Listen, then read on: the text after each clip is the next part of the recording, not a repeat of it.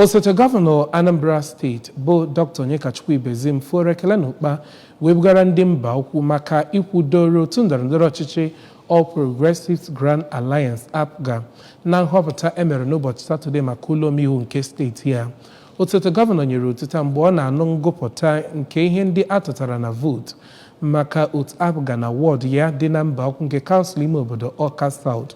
O kwuru na gọọmenti APGA bụ nke rụgoro ọrụ n'obodo Mbaukwu yana na steeti a n'izugbe ma bụ nke ga-aga n'ihu na-ahụ na onye ọbụla ritere n'usoro ọchịchị onye kwuo uche ya.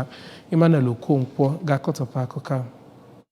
Ya bụ ihe mmemme ịrọpụta ndị nnọchiteanya n'ụlọ omebe iwu steeti a bụ nnọọ nke gara nke ọma na mpaghara Mbaukwu n'okpuru kansụl Awka South. Osote aka na-achị steeti a bụ Dọkịnta Ibezim kwupụtara na ọ dị nnọọ ezigbo mkpa na ihe gbasara ndọrọndọrọ ọchịchị na Naịjirịa bụ nnọọ nke a ga-eme ka ọ gbagote n'ogogo dị elu ma bụrụ ejiamaatụ na mba ụwa. N'okwu ha dị iche iche dịka a na-agba ha ajụjụ ọnụ, ụfọdụ n'ime ndị eji okwu agba izu na mpaghara ahụ ndị gụnyere bụ Dọkịnta Daniel Ekenejie, Comrade Chinedu Nwabueze, Maazị Odela Eze nakwazi Maazị Chukwunonsodim toro nnọọ ndị INEC maka ịchịkọba ya bụ ihe mmemme nrọpụta ma hụ na enweghị tigbuo zogbuo n'ime ya, ebe ha kpọkuzi ndị INEC ha bụ ndị ga-agbanyesi ike ịhụ nọ ihe ndị mmadụ tụrụ na ya bụ ihe mmemme ịrọpụta ndị mmadụ bụ nke ha ga-agụ. Ndị ọzọ kwuru okwu na ya bụ ihe mmemme ndị gụnyere Sir Angus Ibezim ya nakwazi Dr. Okechiegune toro nnọọ ndị Naịjirịa gbaa gburugburu maka otu ha si na-etinye onwe ha n'ihe gbasara ihe ndọrọndọrọ ọchịchị nakwazi ịrọpụta ndị ga-achị achị n'ọkwa dị iche iche na gọọmenti iji wee wube ezi ọchịchị n'ogogo ọchịchị dị iche iche nọ na Naịjirịa ma kọwaa na ebumnobi ndị Naịjirịa n'isonye n'ihe nrọpụta ahụ agaghị abụ n'efu, ebe ha kwenyere na